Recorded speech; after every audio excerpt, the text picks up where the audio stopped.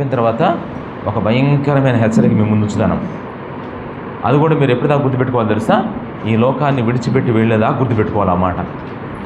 మీరు ఆశీర్వాదాన్ని పెద్దగా గుర్తుపెట్టుకోలేకపోయినా పర్లేదు, కానీ దేవుడు మిమ్మల్ని హెచ్చరికను మాత్రం గుర్తుపెట్టుకోవాలమ్మా. ఎందుకో తెలుసా? హెచ్చరికను మనం గుర్తుపెట్టుకోవడం ద్వారా మన జీవితాలు ప్రమాదంలోకి వెళ్లకుండా మనకు సహాయం చేస్తాం. అయ్యా జాగ్రత్త, అటు వెళుతున్నావు, అక్కడ ఒక పెద్ద గుంట ఉందయ్యా, అక్కడ ఇప్పుడు నీకు మంచి శాలరీ వచ్చింది, చాలా సంతోషంగా ఉన్నావు, ఈ సంతోషంలో జాగ్రత్త, నువ్వు వెళ్ళే దారిలో ఒక భయంకరమైన గుంట ఉందయ్యా, కొంచెం చూసి వెళ్ళయ్యా అని చెప్పాడమ్మా. ఇతనికి చాలా సంతోషం వచ్చింది, చాలా ఆశీర్వాదం వచ్చింది. ఆశీర్వాదం వచ్చిన ఆ ఎమోషన్లో ఆ హెచ్చరికను పట్టించుకోకుండా ఆ పైన ఎంజాయ్ చేస్తూ హ్యాపీగా వెళ్తున్నాడు. అనుకోకుండా గుంటలో పడిపోయాడు, చనిపోయాడు. ఆ సంతోషం ఎంతసేపు ఉంది చెప్పండి? ఆ సంతోషం ఎంతసేపు ఉంది? చాలా కొద్ది సమయమే. నీకు దేవుడిచ్చిన సంతోషం శాశ్వత కాలం ఉండాలంటే ఖచ్చితంగా దేవుని హెచ్చరికలు నువ్వేం చేయాలమ్మా? తప్పకుండా పట్టించుకోవాలమ్మా. అసలు ఒక మనిషికి ఏది మేలు చేస్తుందంటే హెచ్చరిక మంచి మేలు చేస్తాం.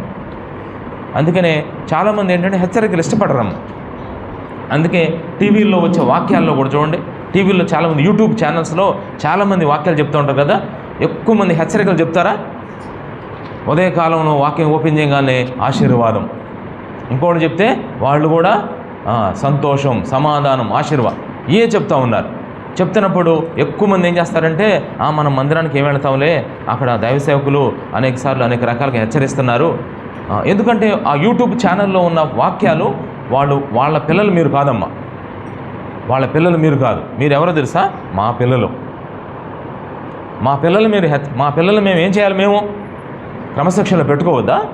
మా పిల్లలు మేము నిజంగా ఒక మంచి శిక్షణ ఇవ్వద్దు, వాళ్ళకి ట్రైనింగ్ ఇవ్వద్దు? మన పిల్లలు మనం హెచ్చరించకపోతే రేపు ఎలా ఉంటుందమ్మా? ఒకరోజు ఒక చిన్న అబ్బాయి ఏం చేశాడో తెలుసా? ఒక చిన్న అబ్బాయి ఒక షాపులోకి వెళ్ళాడు. వెళ్ళి ఒక 5 రూపీస్ ఇచ్చి, అంకుల్ ఆ చిప్స్ ప్యాకెట్ ఇస్తావా అంటే ఆ బాబు ఏం చేశాడో తెలుసా? ఇస్తారంటే అది దూరం ఉంది, సరే బాబు అని చెప్పేసి ఆ లోపల ఆ షాపులో ఉన్న ఆయన ఆ చిప్స్ ప్యాకెట్ కోసం ఇచ్చేతలకి, ఆ చిప్స్ ప్యాకెట్ కోసం వెళ్ళేతలకి Dairy Milk 100 rupees chocolate right side ఉంటే దాన్ని ఇలా నొక్కి వెంటనే చేతిలో పట్టుకున్నాడు. ఈయన చిప్స్ ప్యాకెట్ అలా ఇస్తుంటే ఎడం చేయి జాపుతున్నాడు. మొత్తాన్ని దొంగతనం చేశాడు. అది కుడి చేతిలో డైరీ మిల్క్ 100 రూపీస్ చాక్లెట్ కుడి చేతిలో ఉంది. 5 రూపాయల చిప్స్ ప్యాకెట్ ఆయన తీసుకొస్తే ఎడం చేయి, ఎందుకమ్మా ఎడం చేయి జాపుతావు, కుడి చెయ్యవు అన్నాడు. లేదులే అంకుల్ ఏముంది, కుడి చేతిలో చూపించంటే వెంటనే నేను చూపించను అంటున్నాడు. చూస్తే ఏముంది చెప్పండి? 100 రూపాయల చాక్లెట్ ఉంది. వామ్మో, ఈ సమయంలో నువ్వు ఎట్టయిందిరా, ఎవడరా మీ నాన్న అని చెప్పేసి దెబ్బ కొట్టకుండా చొక్కా పట్టుకొని మీ ఇల్లు ఎక్కడ పదా అని చెప్పేసి ఆ షాప్కి కొంచెం అలా గడేసి అట్లా షట్టర్ దించి ఆ అబ్బాయిని తీసుకొని ఇంటికి వెళ్ళాడు. ఇంటికి వెళ్తే వాళ్ళ నాన్నగారు లోపల ఉన్నాడు. పెద్దగా ఏమండి ఎట్రండి అన్నాడు. అంటే ఏంటండి మీ అబ్బాయిని పెంచేది ఇంతేనా? మీ అబ్బాయి పెంచారు, ఎందుకు ఉపశాపం లేకుండా పెంచి మా కొట్టు మీద పడేశారు అన్నాడమ్మా. అనేసరికి ఏంది నోరు దగ్గర మాట్లాడు, మా అబ్బాయిని అది అట్లా అంటారంటే మీ అబ్బాయి ఏం పని చేస్తాడో తెలుసా అంటే అప్పుడు చెప్పాడు, ఇలా వెళ్ళి డైరీ మిల్క్ మాకు కొట్టేశాడు, ఏం తేరగా ఉన్నాయి అనుకుంటున్నారా, ఈ అబ్బాయిని ఎట్టాక్ పెంచుకున్నది అని చెప్పేసి భయంకర ఇంకోసారి చేస్తే నేను అక్కడే కట్టేస్తాను మీ అబ్బాయిని నానా మాట్లాడడం అని వెళ్ళిపోయిన తర్వాత ఈ అబ్బాయిని తీసుకొని వెంటనే ఎరా నువ్వెందుకు దొంగతనం చేసావని చెప్పేసి వెంటనే ఇట్లా కొట్టబోయేసరికి ఆ పక్కన ఉన్న వాళ్ళ బాబాయ్ వచ్చాడు. బాబాయ్ పట్టుకొని నేను కొట్టాల్సింది నిన్ను, వాడిని కాదన్నాడు. ఎందుకురా అంటే ఒక 4 రోజుల క్రితం ఏం జరిగిందో తెలుసా నీకు అన్నాడు. 4 రోజుల క్రితం ఏం జరిగిందో తెలుసా? ఆ అబ్బాయి ఎక్కడి నుంచో ఒక 100 రూపాయల చాక్లెట్ డైరీ మిల్క్ కొట్టుకొచ్చిన డాడీ ఎక్కడదా నీకు చాక్లెట్ అంటే పలానా చోట నేను దొంగిలించి తీసుకొచ్చానంటే అబ్బో బాగానే ఉంది, సరేలే ఎంజాయ్ చేయపో అన్నాడమ్మా. ఎంజాయ్ చేయపో అన్నాడు. అంటే ఆ 4 రోజుల క్రితం ఆయన ఏం చేయాలో చెప్పండి? వాళ్ళ నాన్నగారు దొంగతనం చేసినప్పుడు హెచ్చరించి శిక్షించి ఒక పని చేయాల. దానివల్ల తర్వాత ఏం చేశాడు? మళ్ళీ డైరీ మిల్క్ కొట్టేశాడు. ఆ రోజే హెచ్చరించినట్లయితే, ఆ రోజే శిక్షించినట్లయితే, ఆ రోజు ఒక చిన్న దెబ్బ వేసినట్లయితే చేసేవాడమ్మా. అందుకని కన్న తండ్రి పిల్లల్ని హెచ్చరించుకోవాలమ్మా ఖచ్చితంగా. అందుకనే ఈ కూడిక చివరిలో ఒక భయంకరమైన హెచ్చరిక దేవుడు మీ ముందుంచమని దేవుడు నాకు హృదయంలో చెప్పాడు. అది నేను ఉంచుతా. దానికంటే ముందు దేవుని వాక్యాన్ని మీతో పంచుకుంటా. చివరిలో హెచ్చరిక ఉంచుతాను, ఇప్పుడు దేవుని వాక్యాన్ని పంచుకుంటాం మీతో మెయిన్. ఇక మనం చివరి వాక్యానికి వచ్చేసాం. 6 మెసేజ్లు అంటే 6 వాక్యాలు. ఈరోజు మళ్ళీ మనం యోహాను సువార్త 21:15.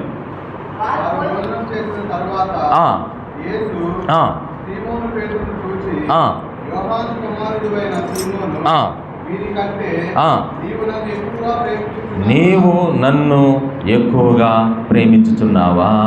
Question mark. ఆన్సర్ చెప్పుకునే టైం వచ్చేసింది. అమ్మ. ఈ రాత్రి మనం ఆన్సర్ చెప్పుకోకుండా వెళ్తారా, ఆన్సర్ చెప్పుకొని వెళ్తారా? ఒక మాట చెప్పండి అమ్మా. ఆన్సర్ చెప్పుకొని వెళ్తారా, లేదంటే ఎందుకులయ్యా ఆన్సర్లు మనం ఎప్పుడు చెప్పుకున్నాం, వాక్యం వెళ్ళటమే అట్లా అనుకోవద్దాం. ఆన్సర్ చెప్పుకోవాలి ఖచ్చితంగా.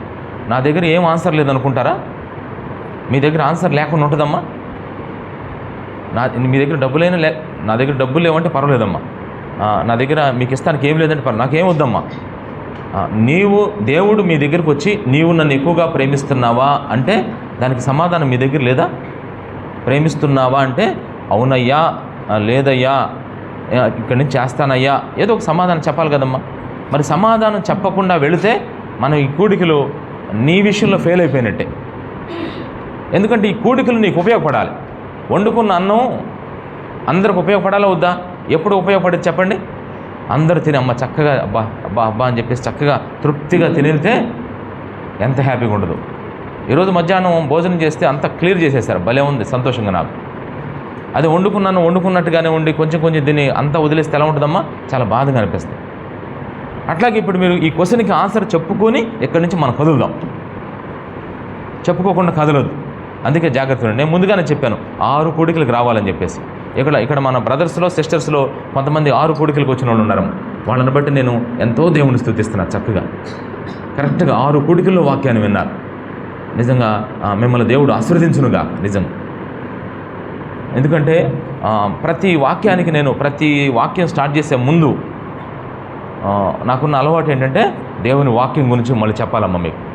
నేను ఎందుకు ఈ మాట చెప్తున్నానంటే నేను చెప్పే వాక్యం చాలా మంచిదం. నేను చెప్పే వాక్యం పవర్ఫుల్. నేను చెప్పే వాక్యం చాలా శక్తివంతమైంది.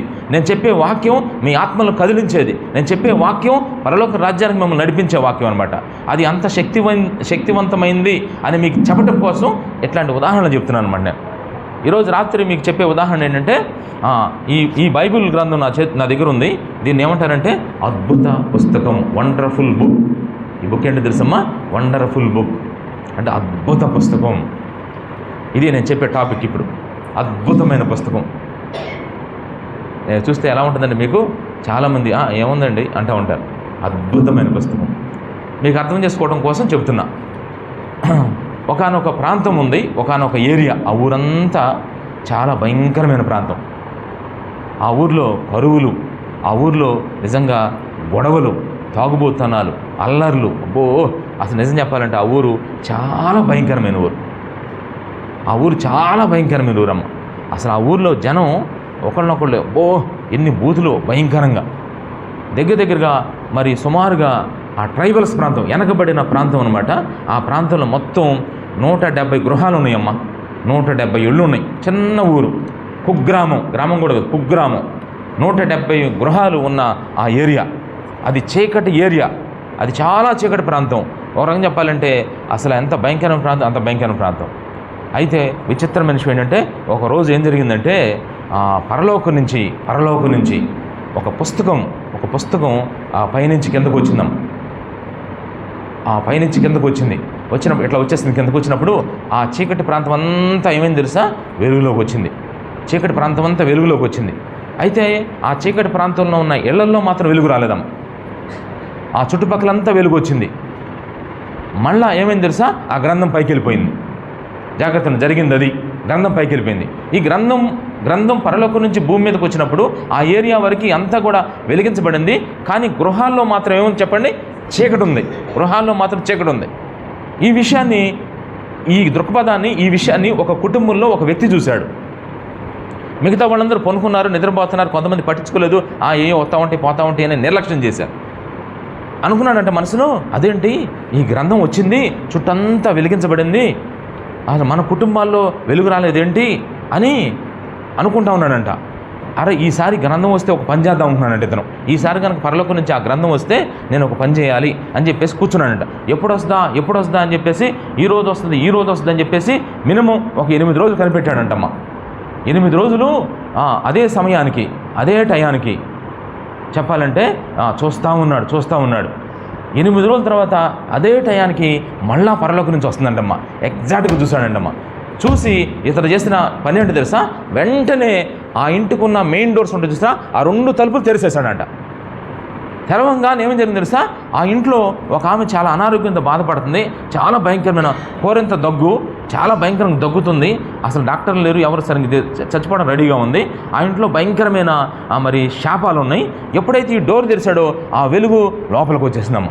వచ్చిన తర్వాత ఇమీడియట్గా అనారోగ్యం పోయిందంటమ్మ. ఇల్లంతా వెలిగించబడిందంట. ఇల్లంతా సంతోషంతో నింపబడింది, సమాధానంతో నింపబడిందంట. మళ్ళీ ఆ గ్రంథం వెనక్కి వెళ్ళిపోయింది. ఉదయాన్నే లేచేతలకి ఆ 169 గృహాలను పిలిచి అంటున్నాడంట, నా ఇంట్లో ఎంత సంతోషము, ఎంత సమాధానం, ఎంత వెలుగు, మా అమ్మగారికి అనారోగ్యం తగ్గిపోయింది. అరే ఎలా ఇంత ఇమీడియట్గా, ఇంత వేగంగా, ఇంత తొందరగా ఎలా జరిగిందిరా అంటే, ఏమి లేదురా, ఒక గ్రంథం మీకు తెలుస్తలేదో మన ఊరి మీదకి వస్తుంది, పరలోకం నుంచి వస్తుంది అట్టుకుంటుంది, చాలా వెలుగుగా ఉందిరా. అది నేను ఒకరోజు చూశాను, మీరు ఎవరు చెప్పినా పట్టించుకోలేదు. నేను ఆ రోజు కనిపెట్టి 8 రోజులు కనిపెట్టి నా డోర్లు తెరిశాను. మళ్ళీ ఆ గ్రంథం ఎప్పుడు వస్తుందో తెలియదు. వచ్చినప్పుడు నేను మోటేసి చూసి మా ఇంటి డోర్స్ తెరిశాను, అది మా ఇంట్లోకి వచ్చేసింది, మేమందరం వెలిగించబడ్డావురా అంటే వాళ్ళు అన్నారంట, నిజంగా మేము ఎప్పుడు వెలిగించబడతాము అని చెప్పేసి మీరు కూడా కనిపెట్టుకుంటారా, మీరందరూ కనిపెట్టుకోండి అంటే ఆ 169 గృహాల వాళ్ళు ఇప్పుడు వాళ్ళ మైండ్ అంతా ఎక్కడుంది తెలుసా, ఆ గ్రంథం మీదే. వాటిల్లో ఒక 70 గృహాల వాళ్ళు ఏం చేస్తారో తెలుసా, ఒక 70 ఏళ్ళ వాళ్ళు ఈ గ్రంథం అంట, ఇంట్లోకి రావటం అంట, సంతోషం అంట, సమాధానం అంట, చెవిలో పూలేం పెట్టుకున్నామని చెప్పేసి అసలు ఆ గ్రంథం గురించే పట్టించుకోదంట. 70 ఇళ్ళు పట్టించుకోదంట. అంటే ఇప్పుడు ఒక ఇల్లు వెలిగించబడింది, ఇంకెన్ని ఇళ్ళు ఉన్నాయి? 170లో ఒక ఇల్లు వెలిగించబడింది, 70 ఇళ్ళు చీకట్లో ఉన్నాయి. మిగతా వాళ్ళు ఇంకెన్ని ఇళ్ళు చెప్పండి, ఎంత? 99. అంతేగా, 99 గృహాలు కనిపెడుతున్నాయి.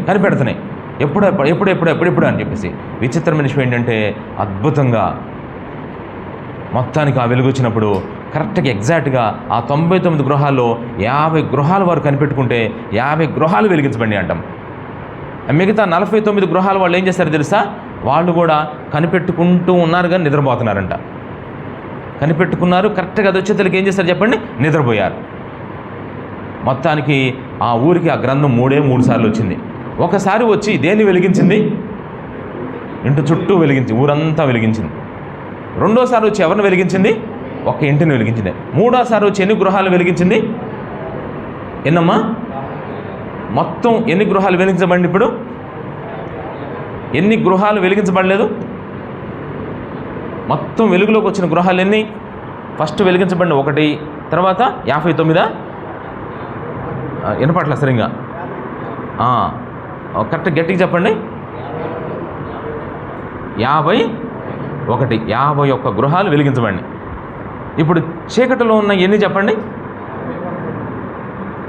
51 వెలిగించబడి, 119 గృహాలు చీకటిలో ఉన్నాయి. అయితే ఏం జరిగింది, 3 సార్లు వచ్చింది గ్రంథం. కరెక్ట్గా జాగ్రత్త వినండి. సరిగ్గా 10 రోజుల తర్వాత ఆ ఏరియాలో భూకంపం వచ్చిందంటాం. భూకంపం వచ్చి ఆ 119 గృహాలు కదా, 101 కదా, 119 గృహాలు అవన్నీ కూడా ఏమైనా తెలుసా, ఆ కుటుంబంలో మొత్తం కూలిపోయి అందరు చనిపోయారంటాం. విషయం చెప్పిన వీళ్ళకి మాత్రం ఏం కాలేదంటాం.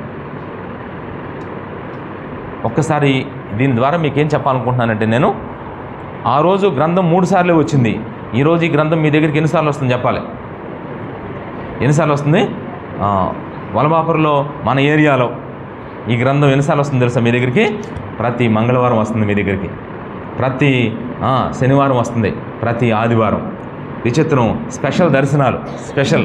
ఇప్పుడు 13, 14, 15 ఈ 3 రోజులు ప్రత్యేకంగా పరలోకం నుంచి ఈ గ్రంథంలో మాటలు మీకు చెప్తున్నారు. నిజంగా మీరు చేయాల్సిన పనుల్లో 49 అంటే 51 గృహాలు వాళ్ళు చేసిన పని ఏంటి? వాళ్ళ డోర్స్ ఓపెన్ చేశారు. అంటే దీని అర్థం, ఈ గ్రంథంలో దేవుని మాటలు ఒక దైవ సేవకుడి ఇక్కడ నిలబడి చెబుతుండగా మీరేం చేయాలో తెలుసా? మీ హృదయం అనే తలుపులు ఏం చేయాలి? తెరవాలి. హృదయం అనే తలుపులు తెరవకుండా అలాగే పెట్టుకుంటే ఆ గ్రంథంలో ఉన్న మాటలు లోపలికి వెళ్ళవు.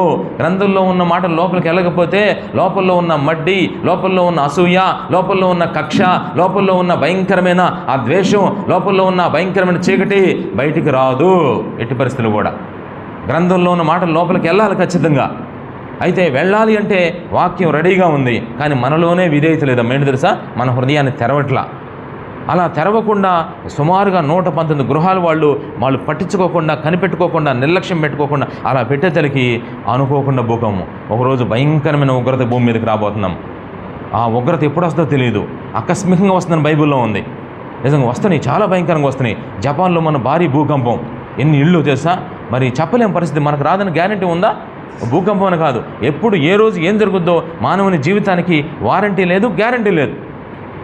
దినదిన గండం 100 ఏళ్ళ ఆయుష్తో ఉంది మన జీవితాలు. ఎప్పుడు ఏం జరుగుతుందో తెలియదు. ఒక రకంగా చెప్పాలంటే అంతలో అంతర్ధానముగు ఆవిరి వంటి వారం. మనం చెప్పాలంటే రైస్ వండిన ఆ తెపాల మీద ఉన్న ఆవిరి లాంటి వాళ్ళం మనం. బిడుకు అంటే ఆ జీవితాలు మనవి ఎప్పుడు ఊడిపోతాయో తెలీదు. తుమ్మితే ఊడిపోయే ముక్కు లాంటి మన జీవితాలు. నిజంగా ఎప్పుడు ఎలా చూడండి, మీరే చూస్తున్నారు కదా. వలబాపుర గ్రామంలో చాలామంది మన ముందు చాలామంది చనిపోయారు, కొంతమంది ఆకస్మికంగా చనిపోయారు. మన ఈ మధ్య సాక్ష్యాలు కూడా మనం చూస్తున్నప్పుడు ఆ అవుతువారి పాలనలో మనం వెళుతున్నప్పుడు వైఎస్ రాజశేఖర బొమ్మ వెనకమాల ఒక ఆయన మంచి డాబా కొట్టుకున్నాడు. మనకందరికీ తెలుసు. ఆయన పేరేంటో తెలుసా? రవి వర్మ అని చెప్పేసి ఒక ఆయన ఉన్నాడు కదా, మీకు తెలిసే ఉంటుంది రవి వర్మ అని. ఎప్పుడన్నా మన పున్నారెడ్డి గారికి వీళ్ళందరికీ తెలుసు జనరల్గా. ఆయన అలా చనిపోతాడని ఎవరైనా అనుకున్నారా? ఇల్లంతా కట్టుకున్నాడు చక్కగా. మేము కూడా ఆ సమయాల్లో ఇల్లు ప్లాన్ చేసుకున్న సమయాల్లో ఆయన ఇల్లు బలిగట్టేప్పుడు అనుకున్నాం వాస్తవంగా. దుగ్గరాల దగ్గర ఆయన అనుకోకుండా ఏమైపోయిందో చూడడం. అట్లాంటి మరణాలు మనం గ్రామంలో ఎన్ని ఉన్నాయో తెలుసా? వాళ్ళందరూ ఎక్కడికి వెళ్ళారు, ఏం చేస్తున్నారు చూసారా? నాకు రాలేదు కదా అనుకుంటున్నారమ్మా. చెప్పలేం, గ్యారంటీ లేదు, వారంటీ లేదు.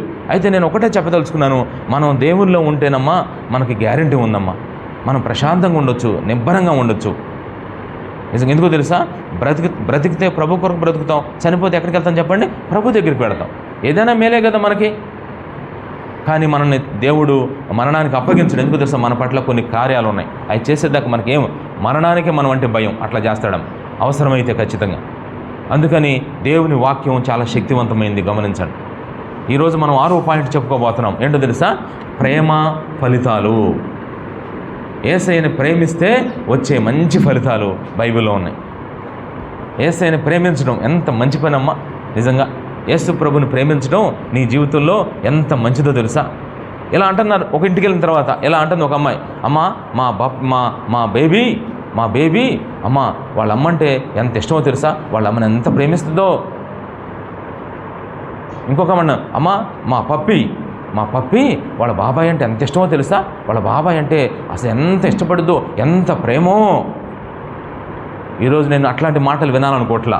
మీ ఇళ్లలో, మీ కుటుంబాల్లో, మీ పిల్లల్లో, మీలో ఇలా వినాలనుకుంటున్నా ఈ మాట. ఏంటి తెలుసా? అబ్బాయి చూడమ్మా, యేసయ్య అంటే ఎంత ఇష్టమో, యేసయ్య అంటే ఎంత ప్రేమో. ఇట్లాంటి మాటలు మీ పిల్లలు వింటే, ఉదాహరణకి నాగరాజు గారు వాళ్ళ అమ్మాయి ఉంది ఇక్కడ, ఎవరంటే మరి ఆశ.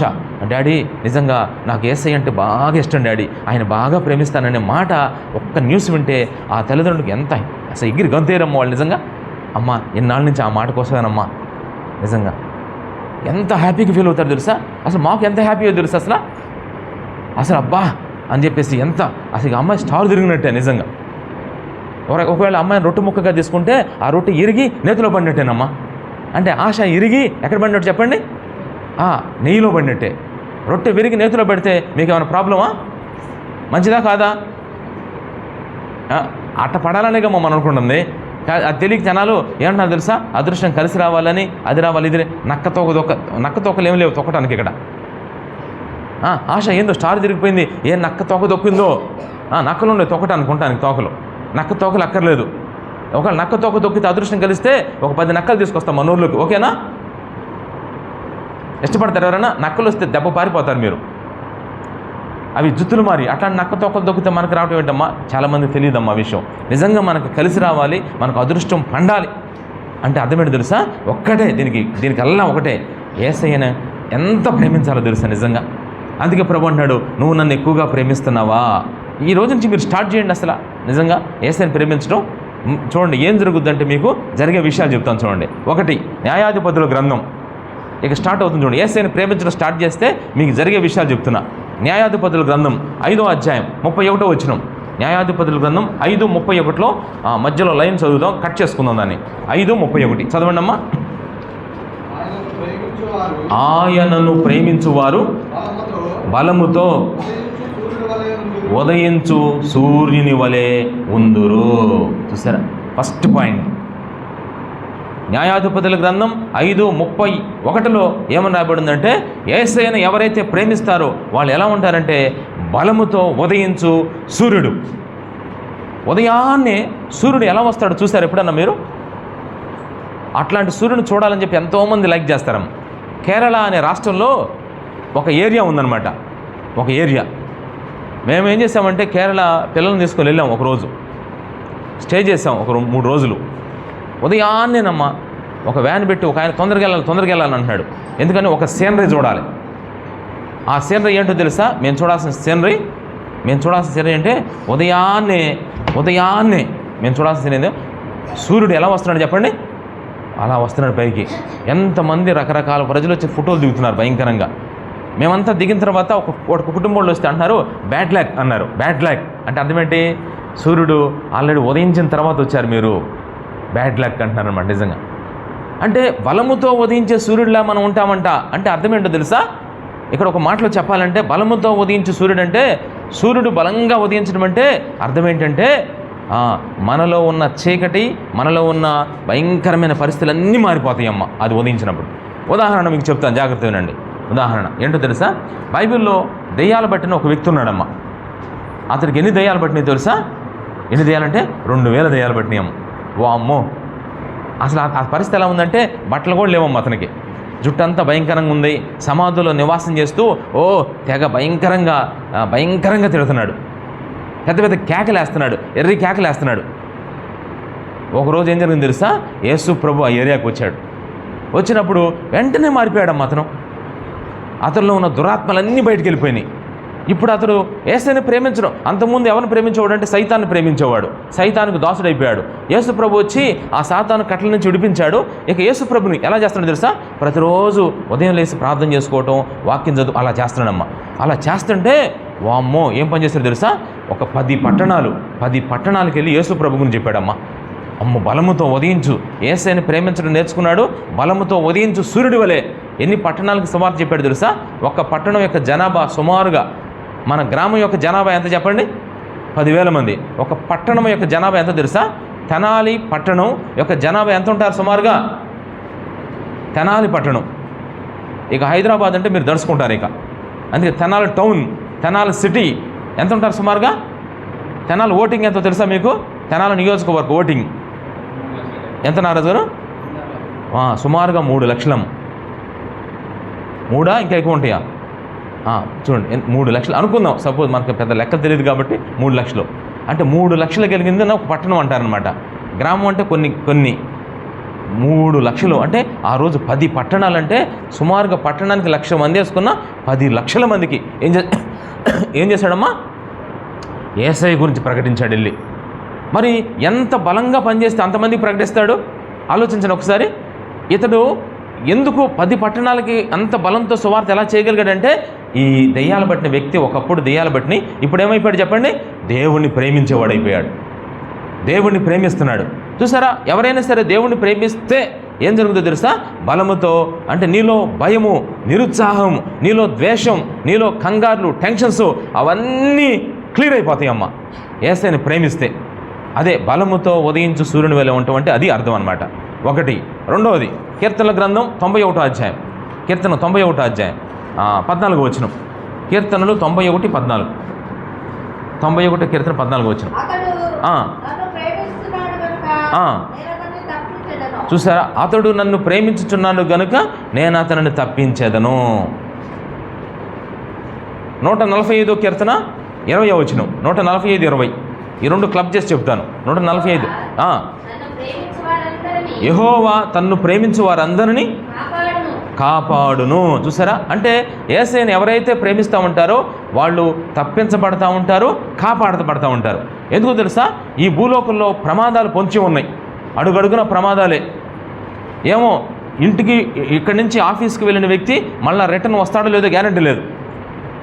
మన ఊర్లో రీసెంట్గా మొన్న జరిగిందమ్మా గెడ్డం అశోక్ అని చెప్పేసి చూసే ఉంటారు మీరు. గెడ్డం అశోక్ మన అజయ్కు బాగా తెలుసు. వాళ్ళ కంపెనీలో చేశాడు. ఎక్కడి నుంచి వస్తున్నాడు? మారంపూడి నుంచి వలభాపురం వస్తున్నాడు. ఏం జరిగింది మధ్యలో చెప్పండి ఒక మాట. ఏంటి చూసారా? యాక్సిడెంట్ అయింది. యథావిధిగా డైలీ వచ్చినట్టే వస్తాడు. ఒకసారి మీరు ఆలోచించండి. దేవుణ్ణి నిజంగా మనం ప్రేమిస్తే నిజంగా ఆ గుంటలో నుంచి నాగరాజు గారు ఇక్కడి నుంచి మాకు డ్రైవింగ్ చేస్తూ ఉంటున్నాడు. నాగరాజు గారు ఇక్కడి నుంచి ఒకరోజు ఏం జరిగింది తెలుసా? ఇక్కడి నుంచి అక్కడికి వెళ్ళాడు. ఒక రాత్రి గుంటలో పడిపోయాడు. ఆయన కూడా చూడండి, అసలు చిన్న గాయం కూడా లేకుండా నడిపించాడు. మళ్ళా ఒక ఆదివారం రోజు అక్కడి నుంచి ఇక్కడికి వస్తుంటే ఎదురుగా ఒక బండిని డాష్ ఇచ్చి అసలు డోకు అంత పడిపోయింది. మళ్ళీ మేము మామూలుగానే అయిపోయింది. ఆ గాయం కూడా వెంటనే తగ్గిపోయింది. అదే ఏరియాగా దేవుణ్ణి ప్రేమిస్తూ ఉన్నాడు నాగరాజు గారు. ప్రేమించి పరిచర్య చేస్తున్నాడు, ప్రేమించి ప్రార్థన చేసుకుంటున్నాడు. రెండు ప్రమాదాలు. ఇప్పుడు కూడా మమ్మల్ని డ్రాప్ చేసి అర్ధరాత్రి అపరాత్రి అనకుండా వర్షం వచ్చినా అది వచ్చినా ఇది వచ్చినా అట్లాగే వెళ్తూ ఉంటాడు. మాకు ఒక ధైర్యం ఉంది. ఎందుకంటే ఆయన ఏదో వచ్చి ఏదో పిచ్చాపాటి కబుర్లు చెప్పి వాళ్ళకి చెప్పి ఇలా చెప్పి ఏదో ప్యాకాట ఆడుకొని ఆ క్లబ్బుల్లో ఆడుకుని వెళ్తలా. ఒక ప్రత్యేకమైన ఒక పర్టికులర్ పర్పస్లో వస్తున్నాడు. ఆయన దేవుణ్ణి ప్రేమించి వస్తున్నాడు.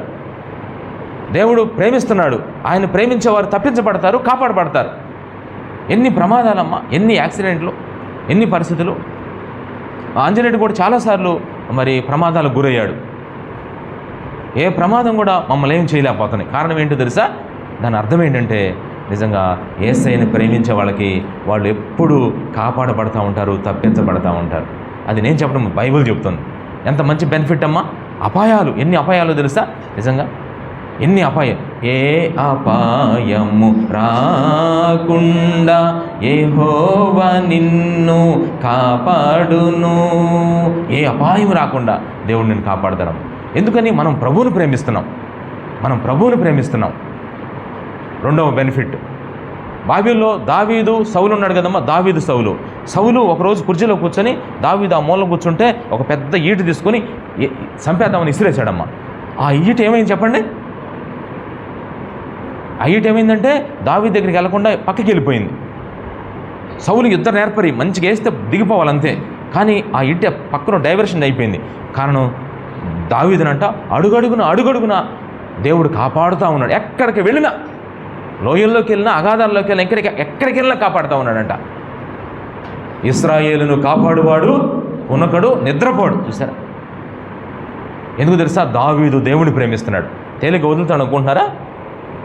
అమ్మో, చూసారా? రెండవ లాభం, మేలు. నెక్స్ట్ మూడవది, అదే చూడండి ఒకసారి. సామెతల గ్రంథం 8వ అధ్యాయం. 17వ వచనం. సామెతల 8:17. నన్ను ప్రేమించు వారిని నేను ప్రేమించుతున్నాను. చాలు, నన్ను ప్రేమించు వారిని నేను ప్రేమిస్తున్నాను. మూడవ మేలు, మూడవ ఉపయోగం ఏంటో తెలుసా? దేవుని ప్రేమిస్తే ఈ రోజు మీరందరూ కూర్చున్నారు కదా, తల్లి ప్రేమ అంటే మీకు తెలుసమ్మా. తల్లి లేని వాళ్ళకి తల్లి ప్రేమ గురించి ఏం తెలుసమ్మా? పాపం తల్లిదండ్రులు లేని పిల్లలు ఉంటారు. వాళ్ళని ఏమంటాం చెప్పండి మనం? తల్లిదండ్రులు లేని పిల్లలు. ఈరోజు ఒక స్టేటస్ నేను మాట చదివా. మా తమ్ముడు రాము వాళ్ళ భార్య అనమాట, సుభాష్ని, వాళ్ళ అమ్మగారు కరెక్ట్గా ఈరోజు చనిపోయారంట. స్టేటస్లో ఏం పెట్టిందంటే, అమ్మ నువ్వు లేని లోటు నాకు ఎవరూ తీర్చలేకపోతున్నారు, ఐ మిస్ యూ మమ్మీ అని ఎంతో పెట్టిందమ్మ. తల్లిదండ్రులు లేని పిల్లలకు నిజంగా ఒకసారి అడగండి, వాళ్ళకి ఏం తెలియదు చెప్పండి? ఆ ప్రేమ తెలియదమ్మ. నేను అంటాను ఈరోజు నిజంగా తల్లిదండ్రులు ఉన్నా ఆ ప్రేమ వాళ్ళకి తెలియట్లా. ఎందుకు తెలుసా? వీరు తల్లిదండ్రులు ప్రేమించట్లా. మన తల్లిదండ్రులు ప్రేమించకపోతే ఆలోచించండి, ఆ ప్రేమ మనకు తల్లిదండ్రుల నుంచి మనం ప్రేమ తల్లి తండ్రి నన్ను నేనంటే బాగా ఇష్టం మా అమ్మకి. మాకైతే అంటది ఇప్పుడు, అమ్మ అబ్బాయి వచ్చాడా. నేను 2-3 రోజులు ఫోన్ చేయకపోతే మాకేళ్ళు నాకు ఒకసారి ఫోన్ చేసి అంటారు, భాస్కర్ అసలు వచ్చి ఒక రోజు నేను తెనాలు వచ్చి కనపడకుండా వెళ్ళా. కావాలని కాదమ్మా, ఇంపార్టెంట్ పని ఉండి. ఇలా నేను వచ్చి మా అమ్మ కనపడకుండా వెళ్ళిపోయానంట. వెళ్తే ఫోన్ చేసి అదేంట్రా వెళ్ళిపోయావు ఆ మాట అడుగుతున్నప్పుడు నాకు ఎట్లా ఉండదంటే లోపల, అబ్బా మా అమ్మ నన్ను ఎంత ప్రేమిస్తుందో. అంటే మా అమ్మ ప్రేమ పొందుకుంటున్నా. ఎందుకని? మా అమ్మని నేను ప్రేమిస్తున్నాను కాబట్టి. అదే మా అమ్మని నేను పట్టించుకోకుండా, అసలు ప్రేమించకుండా, అసలు కనీసం పట్టించుకోకుండా నువ్వు ఎట్టబోతే నేను నా భార్య నా పిల్ల అట్ట జీవించాను అనుకోండి, మా అమ్మ అలా అడుగుద్దా నన్ను? నిజం చెప్పండి మీరు, అడుగుద్దా? అడుగుద్ది, కానీ వేరే రకంగా అడుగుద్ది. ఎట్ట అడగదు. ఫోన్ చేసినప్పుడల్లా ఏంటా భోజనం చేసావా, ఈ మాటలు అడుగుతూ ఉంటుంది. చూసారు అంత ఆశ్చర్యంగా ఉంది ఈ మాట. అంటే నా తల్లి ప్రేమను నేను పొందుకుంటున్నాను, నా తండ్రి ప్రేమను నేను పొందుకుంటున్నాను. ఎందుకు పొందుకున్నానంటే నా తల్లిదండ్రులు నేను ప్రేమిస్తున్నాను కాబట్టి. అలాగే నేను దేవుని ప్రేమను అనుభవించాలి. దేవుని ప్రేమను నేను పొందుకోవాలంటే దేవుణ్ణి నువ్వు ప్రేమించకుండా దేవుని ప్రేమను ఎలా పొందగలవు? ఆలోచించు ఒకసారి. దేవుడు నిన్ను ఎప్పుడు ప్రేమిస్తూనే ఉంటాడు, కానీ ఆ ప్రేమను ఎలా ఉన్నాను, బాగున్నావా, పొద్దున్నే మరి టిఫిన్ చేసావా, మధ్యాహ్నం భోజనం చేసావా, రాత్రి ఆ మాటలు అడగాలి కదా తల్లిదండ్రులు మనని. మనం తల్లిదండ్రులను ప్రేమించకపోతే వాళ్ళు అడుగుతారమ్మా మనల్ని? ఒకవేళ ఏదన్నా చిన్న గాయమైతే వెంటనే ఏంట్రా గాయమైందంట. అసలు చెప్పాలంటే ఎవరన్నా నన్ను ఒక మాట అంటేనమ్మా, ఎవరన్నా నన్ను ఒక మాట అంటే మా అమ్మ ఏం చేస్తుందో తెలుసా? ఎవరైతే నన్ను ఒక మాట అన్నారో వాళ్ళ మీద పోట్లాడదమ్మా. వాళ్ళ విషయంలో దేవునితో మాట్లాడుద్ది. అర్థమైందా? వాళ్ళను దేవుని పోట్లాడదు. ఎందుకంటే మా అమ్మకి అర్థమైపోయింది, మా వాడికి ఏం తెలియదు, అందుకే వీళ్ళు ఆడుతున్నారు ఇట్లా, అందుకే ఏం పర్లేదు నేను ప్రార్థన చేస్తాను. ఓ రోజు బాగా గుర్తు నాకు, నేను చదువుకున్న సమయంలో కొంతమంది పోలీసులు వచ్చారమ్మ పట్టుకోవడానికి మా ఏరియాకి. ఎందుకు మా రూమ్లో వాళ్ళు తప్పు చేశారు, మా రూమ్లో వాళ్ళు భయంకరమైన తప్పు చేశారు. ఆ నలుగురితో పాటు నేను కూడా ఉన్నా. నాకు అసలు ఆ తప్పు గురించి తెలియదు. వచ్చేసి లాక్కి వెళ్తుంటే వాళ్ళతో పాటు నన్ను కూడా పట్టుకెళ్తున్నారు.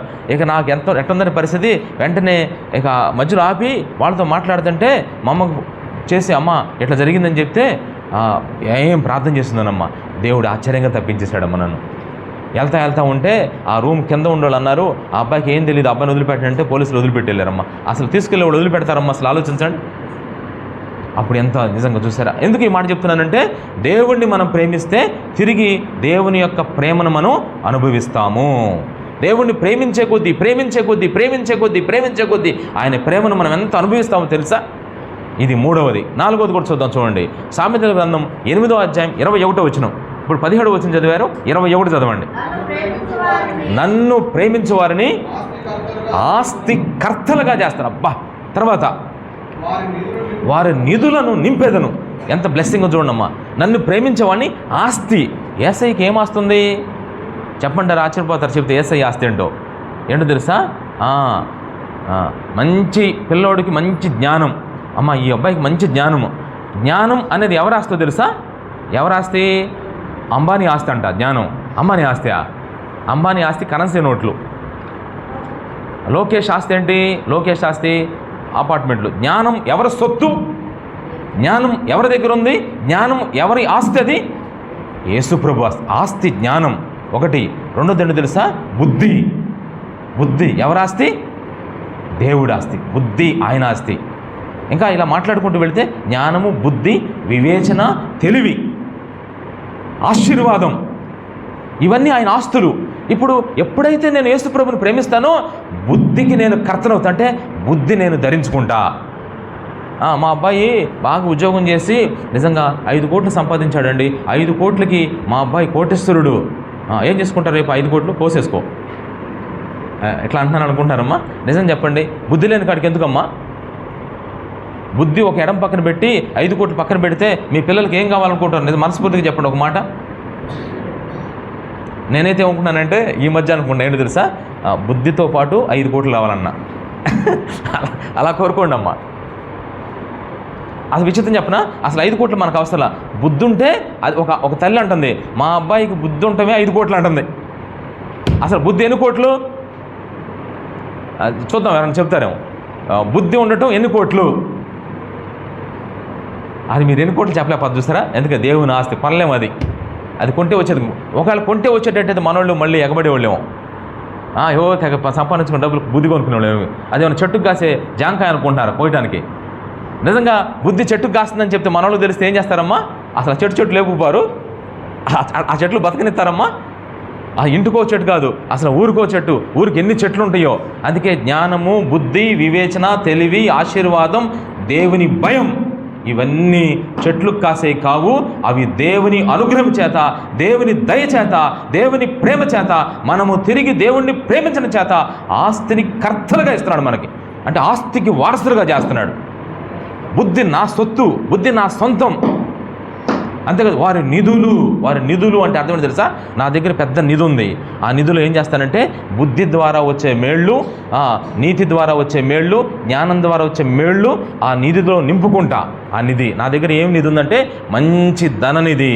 ఏంటంటే నాకు మంచి మంచి లక్షణాలు. ఆ అబ్బాయి చాలా తగ్గిపోతాడండి, ఒకళ్ళ మాటన్నా పట్టించుకోడండి, ఒకవేళ ఒక గజం కలుపుకొని ఇచ్చేస్తాడండి. అది అన్ని మంచి మేళ్ళు అనమాట.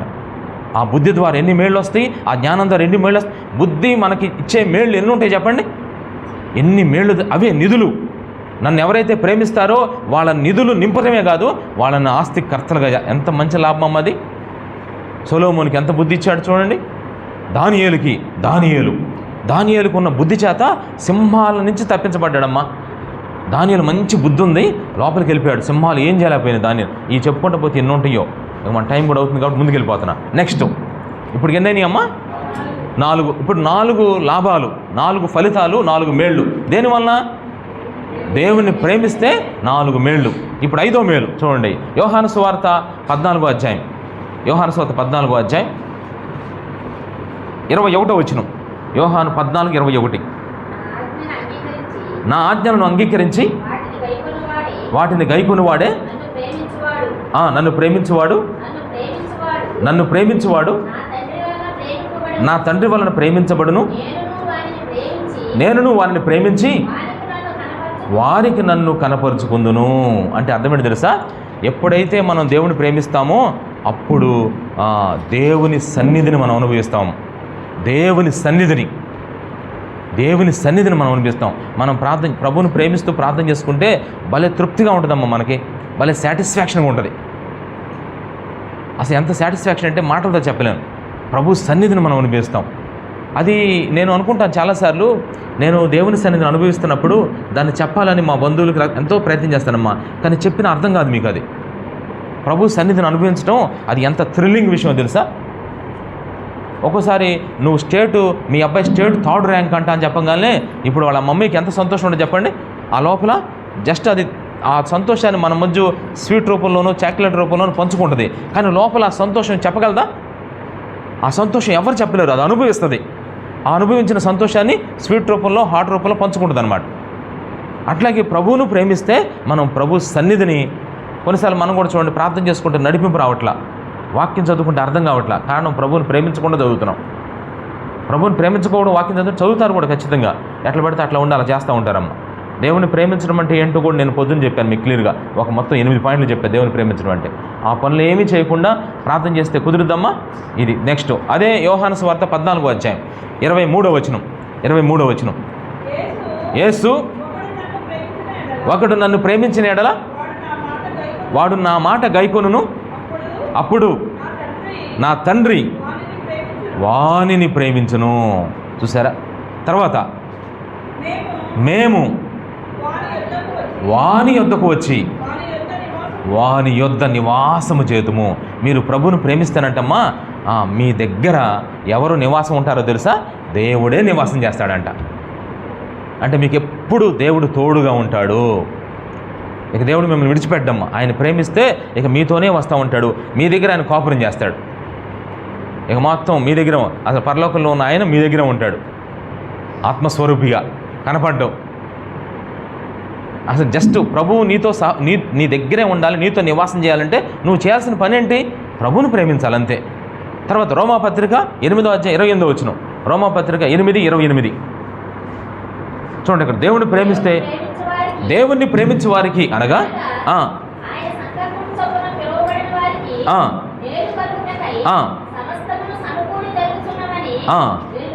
చూసారా? అంటే దేవుణ్ణి ఎవరైతే ప్రేమిస్తారో, నేను అదే చాలామంది కూడా నన్ను ఒక డౌట్ అడుగుతున్నారు ఈ మధ్య చాలామంది.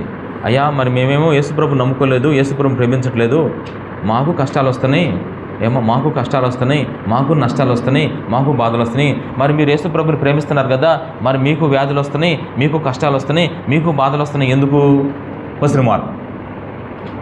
మరి మీరు ప్రభుని ప్రేమిస్తారు కదా, మీకు ఏ వ్యాధులు ఏ బాధలు రాకూడదు కదా. మేమంటే ప్రభుని ప్రేమించలేదు అనుకోండి, మాకు ఏదో ఒకటి వస్తూ ఉంటాయి.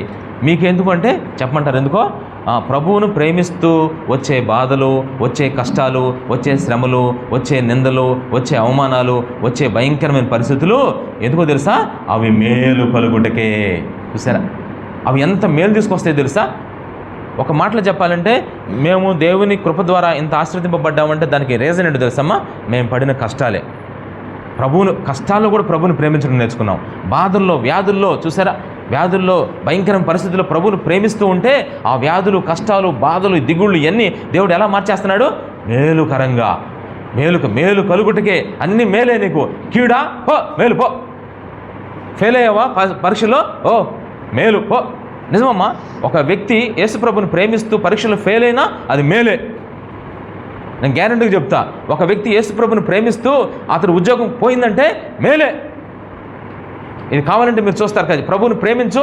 ప్రభువును ప్రేమిస్తూ నువ్వెంత నష్టపోయావో ఆ నష్టానికి నష్టం కాదు, కానీ ఆ నష్టానికి ఎన్ని అంతలు లాభిస్తాడో తెలుసా దేవుడు.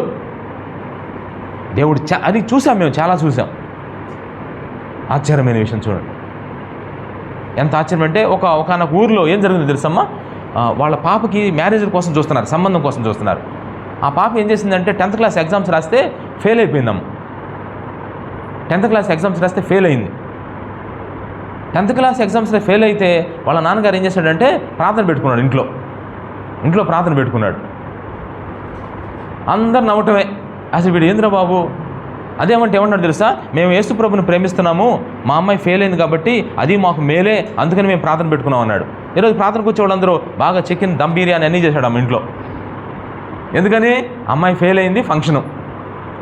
చూసే వాళ్ళందరూ ఏం సాక్ష్యం చెప్తాడో అనుకుంటున్నారు. అప్పుడు లేసి అన్నాడు, అందరూ ఆయా ప్రాంతాల నుంచి, వేరే చోట నుంచి కూడా వచ్చారమ్మ చాలామంది. అందరూ కూర్చుని మా పాప ఎంతో కష్టపడి చదివింది, మొత్తానికి అమ్మాయికి కొంచెం తెలివి తక్కువ అవటం వల్ల మేమందరం ప్రార్థన చేస్తాం, అయినా అమ్మాయి ఫెయిల్ అయిపోయింది, మేమేం బాధపడలేదు, దేవునికే స్తోత్రం, హల్లెలూయా అన్నాడు. కరెక్ట్గా ఎదురుకు ఒక ఆయన కూర్చున్నాడమ్మా. అదే విషయం చూసి కూటం అంతా అయిపోయిన తర్వాత భోంచేసేటప్పుడు ఆ ఫ్యామిలీని పిలిచి, మీలాంటి ఫ్యామిలీ మాకు కోడలుగా రావాలనుకుంటున్నాము. మా అబ్బాయి కలెక్టర్ చదువుకున్నాడు, మా అబ్బాయి కలెక్టర్ చదివాడు, కలెక్టర్ జాబ్ చేస్తున్నాడు, కాబట్టి మీ అమ్మాయిని మేము మ్యారేజ్ చేసుకుంటాం అన్నాడంటమ్మా. ఎట్లాంటి ఫ్యామిలీ కోసం కష్టమైన, నష్టమైన, బాధ అయినా దేవుణ్ణి స్తుతించే ఒక కుటుంబం కోసం నేను ఇన్ని సంవత్సరాలు వెతుకుతున్నాను. మీ అమ్మాయి కనపడింది, మీ కుటుంబం కష్టంలో కూడా దేవుణ్ణి స్తుతిస్తున్నారు, మీ అమ్మాయి కావాలి, ఇప్పుడే పెళ్లి చేద్దాం అనుకుంటున్నారంటే 10th క్లాస్ పాస్ అయింది, ఫెయిల్ అయింది, అందుకని ఒక 4 సంవత్సరాలు ఆగుతామంటే 4 సంవత్సరాలు ఆగుతామని చెప్పేసి అగ్రిమెంట్ రాసుకున్నమ్మ. చక్కగా 4 సంవత్సరాల తర్వాత హెబ్రోన్లో పెళ్లి చేశారంటమ్మా, హైదరాబాద్. ఎంత మెరాకిల్. 10th క్లాస్ ఫెయిల్ అయితే ఇప్పుడు వాళ్ళ అల్లుడు ఎవరో తెలుసా? కలెక్టరు. ఆ అమ్మాయికి ఏ భార్య దొరికింది? కలెక్టర్ భర్త దొరికాడు. ఇది ఎంత మెరాకిల్. ప్రభువును ప్రేమిస్తే ఒక కీడు కూడా ఏమైంది చెప్పండి? మేలైపోద్దమ్మా. అది నేను చెప్పగలను క్లియర్గా. తర్వాత 1 కొరింథీయులకు రాసిన పత్రిక 2వ అధ్యాయం, 1 కొరింథీ 2వ అధ్యాయం 9వ వచనం. 1 కొరింథీ 2వ అధ్యాయం 9వ వచనం. 1 కొరింథీ 2:9.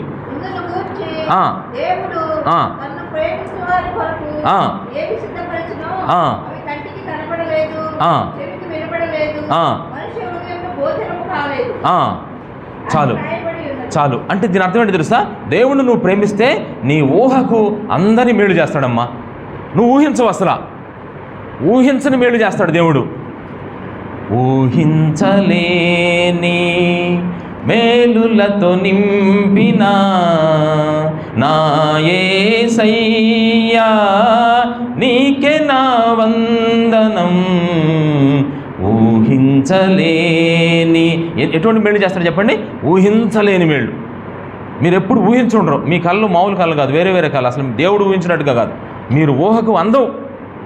అడుగు వాటికంటే, ఊహించిన వాటికంటే అత్యధికంగా, చూసారా, అడుగు వాటి కంటే, ఊహించు వాటి కంటే అత్యధికముగా చేయ యేసుడుండగా చింత దిగులు మాని యేసు ప్రభు.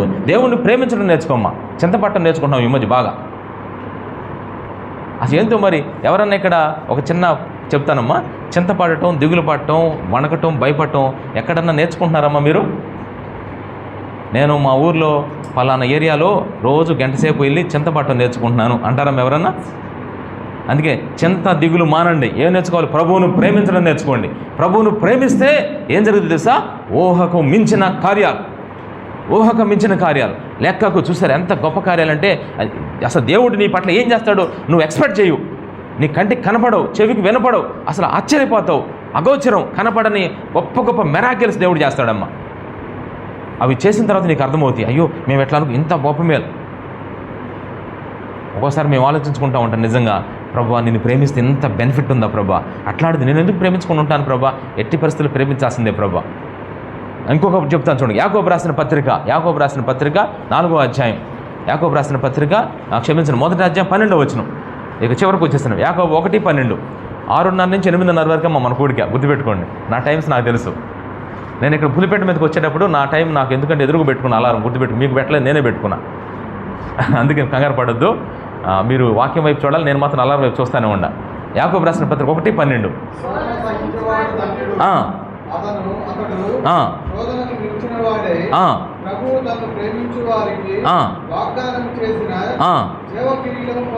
జీవ కిరీటం చూసారా, లైఫ్ ఆఫ్ క్రోన్ అంటారు ఇంగ్లీష్లో. జీవ కిరీటం, అద్భుతమైన కిరీటం ఇది. అంటే అర్థమేంటో తెలుసా దీని అర్థం? ఎన్ని శోధనలు వస్తాయి నీకు, సాతాను భలే శోధిస్తూ ఉంటాడమ్మా. నువ్వు పడిపోవద్దమ్మా, నువ్వు వెనక్కి వచ్చేసే అంటాడు. నువ్వు 3 సంవత్సరాల నుంచి వెళ్తున్నావు, 4 సంవత్సరాల నుంచి వెళ్తున్నావు, ఏం జరిగింది నీకు? ఎందుకు యేసు ప్రభు నమ్ముకుంటే ఏం జరిగింది తెలుసుకో, వచ్చేసేయి అంటాడమ్మా. అసలు ఎవరి ప్రలోభాలకు లొంగొద్దు, అసలు లొంగకుండా ఎట్లాంటి శోధనలు వచ్చినా సరే నువ్వు అలాగే నిలబడు. వెంట అవసరమైతే ఈ పల్లవ పాడుకో. ఏంటో తెలుసా? నా ప్రియ యేసు రాజా ఆదుకో నన్నెప్పుడు, శోధనలో వేదనలో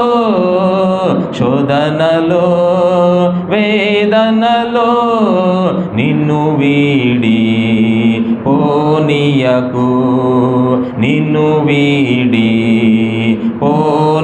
ఎన్ని శోధనలు వచ్చినా ఈ చిన్న పల్లవ పాడుకొని నిద్రపోమ్మ. వెంటనే ఏం చేస్తాడో తెలుసా? దేవుణ్ణి ప్రేమించడం నేర్చుకో. ఎన్ని శోధనలు వచ్చినా ఎట్లా కనుక నిలిస్తే ఖచ్చితంగా ఆయన శోధనలో కూడా ఆయన ప్రేమిస్తూ ఉంటే ఏం జరుగుతుంది తెలుసా? నీకు దేవుడు అంటమ్మా జీవ కిరీటాన్ని ఇస్తాడంట. జీవ కిరీటం ఎన్ని పోట్లు పెట్టినా రాదమ్మా. అంటే నువ్వు జీవించే సంవత్సరాన్ని ఎక్కువ చేయటమే కాదు, నీకు పరలోక రాజ్యాన్ని కూడా ఇస్తానని చెప్తున్నాడు దేవుడు. ఇంతకంటే ఇంకేం కావాలి? ప్రభువుని ప్రేమిస్తే నీకు పరలోకం గ్యారంటీ, డౌట్ లేదు దాంట్లో. ఇక చివరి పాయింట్ అదే చూడండి ఒకసారి, అదే యాకోబు రాసిన పత్రిక 2వ అధ్యాయం 5వ వచనం. దాంట్లోనే 2:5, 2వ అధ్యాయం 5వ వచనం.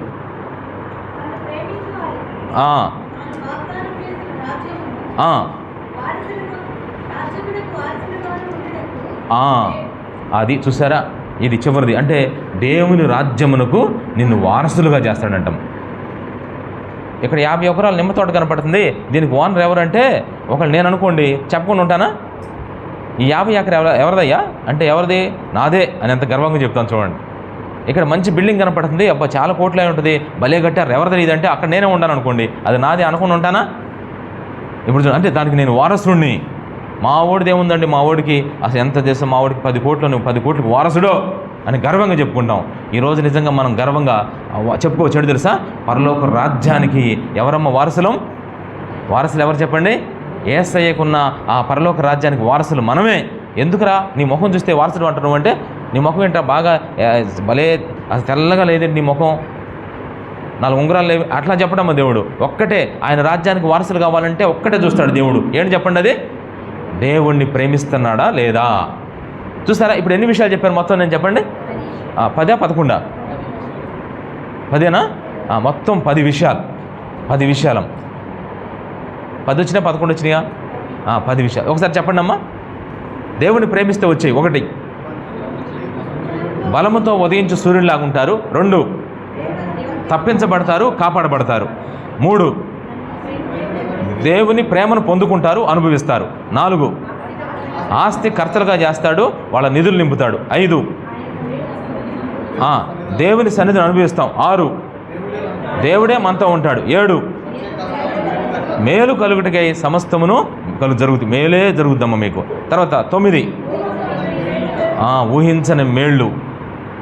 9 జీవ కిరీటం. 10 దేవుని రాజ్యానికి వారు. వామ్మో ఎన్ని బెనిఫిట్స్ ఉన్నాయమ్మా నిజంగా ఒకసారి చూసుకుంటే. అందుకే చివరి టాపిక్ అయిపోయిందమ్మా వాక్యం. దేవుని చివరి ప్రేమ ఫలితాలు ఎలా ఉన్నాయి చెప్పండి? ప్రభుని ప్రేమిస్తే ఎలా ఉన్నాయమ్మా ఫలితాలు? ఎంత చక్కగా ఉన్నాయి రిజల్ట్స్ నిజంగా. మరి నిజంగా నేను 5 రోజుల నుంచి 5 పూటల నుంచి వాక్యం 6వ పూట కూడా చెప్పేశాను. మరి ఎందుకమ్మా ఆలస్యం? ఇంకా ఏ విషయంలో ఆలస్యం? ఇంకెందుకు ఆలస్యం అంటే ప్రభువును ప్రేమించడంలో ఆలస్యం చేస్తావా? అసలు ఒకసారి ఆలోచించండి. అమ్మ నీ నిధులు నింపుతాడంటమ్మ దేవుడు, అమ్మ నేను కాపాడతాడంట, నిన్ను ఎంత చక్కగా నీకు లైఫ్ అంటే జీవకిరీటం ఉందంటమ్మ నీకు, అమ్మ నీకు ఇంకోటి తెలుసా పరలోక రాజ్యం వారసుడంట. అబ్బా బా బాగా ఆకలేస్తుంది, నోరూరయ్యన్నీ బయట కనపడుతున్నాయి, ఇంకెందుకు ఆలస్యం? ఇంకా వదిలిపెడతామా? నిజం చెప్పండి. ఇవన్నీ చూస్తుంటే అబ్బా అయ్యా ఇవన్నీ తినాలంటే, ఇవన్నీ నాకు రావాలంటే నేనేం చేయాలి అంటే ఒకే ఒక్క పని, నీవు నన్ను ఎక్కువగా ప్రేమించుతున్నావా? Question mark. చివరి హెచ్చరిక అందరికీ హెచ్చరిక. ఇప్పుడు నేను చెప్పే మాట ఎప్పటిదాకా గుర్తుపెట్టుకుంటారంటే మీరు లైఫ్ లాంగ్ గుర్తుపెట్టుకోవాలి. ఆ హెచ్చరిక ఏంటో తెలుసమ్మా? 1 కొరింథీయులకు రాసిన పత్రిక 16వ అధ్యాయం 22 భయంకరమైన హెచ్చరిక. 1 కొరింథీ 16:22 అందరూ అండర్లైన్ చేసుకుందాం, గట్టిగా చదవండి ఒకళ్ళు. 1 కొరింథీ 16:22 ఎవడైనను ప్రభువును ప్రేమింపకుంటే వాడు శపింపబడునుగాక. ప్రభువు వచ్చుచున్నాడు. మరణాత. హల్లెలూయా. దేవునికి స్తోత్రం. ప్రభు త్వరగా రాబోతున్నాడమ్మా. ఆయన త్వరగా రాబోతున్నాడు. జాగ్రత్త. ఆయన త్వరగా వచ్చేసరికి మనం చేయాల్సిన ఒకే ఒక పని ఏంటో తెలుసా? అసలు ఒకటే గుర్తుపెట్టుకో, ఒకే ఒక పని, ఆయన్ని బాగా ప్రేమించడం నేర్చుకోవాలి. యేసుని బాగా ప్రేమించాలి. అర్థమైందమ్మా మీకు? బాగా ప్రేమిస్తే, ఆయన వచ్చేసరికి నువ్వు బాగా ప్రేమిస్తే వెంటనే ఆయన తీసుకుపోతాడమ్మా. మేఘముల మీద రాబోతున్నాడు. ఎట్లా వస్తున్నాడంటే ఆర్భాటంతో, ప్రధాన దూత శబ్దంతో రాబోతున్నాడు. ఎవరిని పోగు చేసుకుంటున్నాడు ఆయన, ఎవరెవరిని గ్యాదర్ చేస్తాడంటే వచ్చేతలకి నువ్వు డబ్బును ప్రేమిస్తూ, నిన్ను నువ్వు ప్రేమించుకుంటూ, నీ శరీరాన్ని ప్రేమించుకుంటూ, నీ ఆస్తిని ప్రేమించుకుంటూ, నీ బంధువుల్ని, రక్త సంబంధి పిల్లల్ని, లేదా నీకున్న వస్తువుల్ని ఆటిని ప్రేమించుకుంటూ ఉంటే వస్తాడు నా రాజు, త్వరగానే వచ్చేస్తాడు. ఈలోపు నువ్వు ప్రేమను చూస్తాడు. అయ్యో వీళ్ళ ప్రేమ నేను ఇస్తే నా ఆశీర్వాదాన్ని ప్రేమిస్తున్నాను, నన్ను ప్రేమించలేదు, అయితే మీరు ఇక్కడే ఉండండి, ఓకే ఆశీర్వాద దగ్గర ఉండండి అని చెప్పేసి వాళ్ళని పట్టుకుపోతాడు. ప్రేమించే వాళ్ళని పట్టుకుపోతాడమ్మ. మిగతా వాళ్ళందరూ ఆగిపోతారు. అందుకే అపోస్తలుడైన పౌలు చెప్పాడు లాస్ట్కి, మరణాత అంటే అర్థమేంటి తెలుసా? ప్రభు వస్తున్నాడు, తొందరగా వచ్చేస్తున్నాడు. తొందరగా ఈ చివరి దినాల్లో లాస్ట్ హెచ్చరిక, ఫైనల్ ఏంటో తెలుసా? ఒక్కటే, ప్రభువుని ప్రేమించాలి, దేవుణ్ణి ప్రేమించాలి. ఈరోజు మన గురి. దేవుడు అడుగుతున్నాడు మిమ్మల్ని ప్రశ్న, నీవు నన్ను ఒక్కొక్కరిని అడుగుతున్నాడు, నీవు నన్ను ఎక్కువగా ప్రేమిస్తున్నావా? నీవు నన్ను ప్రేమిస్తున్నావా? మనం ప్రార్థనలకు వెళ్ళే ముందు మరి 6 కూడికలు ఇంతటితో క్లోజ్ అయిపోయినాం. ఇక ఫైనల్ ప్రేయరు, ఇక వెంటనే ఫైనల్ భోజనాలం. ఇక మనం మిగిలింది అదే ఫైనల్ ప్రేయర్. ఫైనల్గా ఒక నిర్ణయం ఏం తీసుకున్నావో మీరు ఒకసారి దయచేసి మనం ప్రార్థన చేసుకోక ముందు మీరు ఆ నిర్ణయం చెప్పి ప్రార్థనలోకి వెళ్ళిపోదాం. ఎవరెవరు ఎటువంటి భయపడొద్దు, సిగ్గుపడకూడదాం.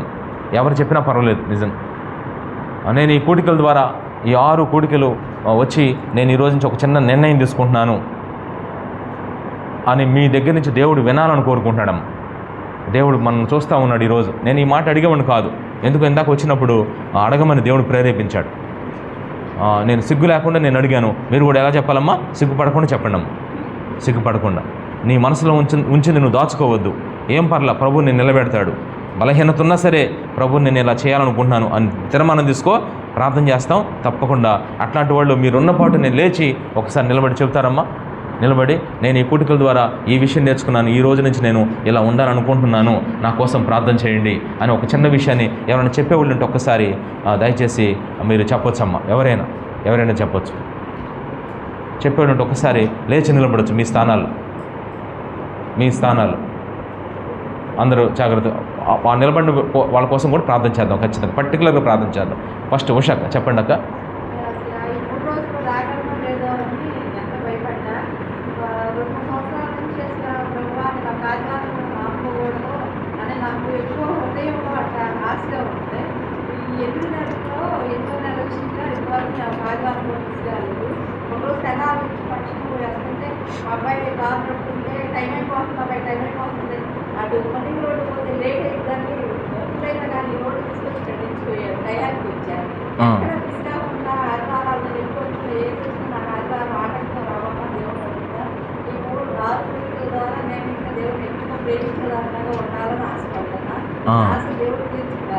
అది అందరూ చప్పట్లు కొడదాం ఒకసారి. ఉషక్కలో ఉన్న ఆశ ఏంటంటే, మెయిన్ ఈ రోజు వరకు నేను ఆదివారం మానకుండా ప్రభు చాలా సహాయం చేశాడు. ఇక నుంచి నేను ఇంకా ఎక్కువగా ప్రేమించాలనుకుంటున్నాను. ఏ ఆదివారం పోగొట్టుకోకూడదు, దేవుడు ఆశను తీర్చాలి అని ఒక మంచి నిర్ణయం తీసుకున్నారు. అలా తీసుకుంటే ఆ రోజు ఏ ఫంక్షన్ వచ్చినా కానీ ప్రభు ఆమెకు సహాయం చేస్తాడు. మనం ప్రార్థన చేద్దాం. ఆమె బలహీనతలో ప్రభు సహాయం చేస్తాడు. నెక్స్ట్ ఇంకెవరైనా చెప్పేవాళ్ళు ఉంటే లేకపోవచ్చాం. ఎవరైనా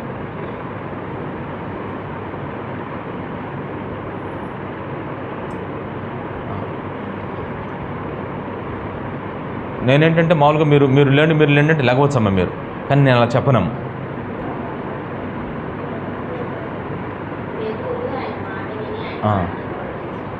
అదే సిస్టర్, మీరేం నేర్చుకున్నారో చెప్పండి సిస్టర్ మామూలుగా.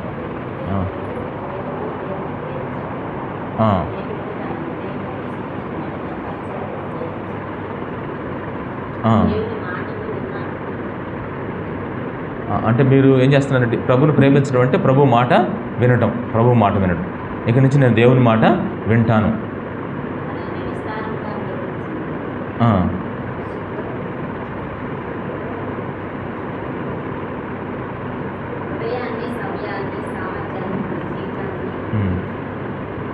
మీలో కొంతమంది ఏంటంటే మామూలుగా జనరల్గా ఈ మీటింగ్ అయిన తర్వాత చాలామంది నా దగ్గరకు వచ్చి ఇలా చెప్పొచ్చు, అసలు నేను చెప్పాలనుకుంటున్నాను కానీ నేను భయపడిపోయాను, నాకు టెన్షన్ వేసిందని చెప్తూ ఉంటారమ్మ చాలామంది. అంతే కదా? నిజంగా హనుమాన్ గారు చెప్తారమ్మ.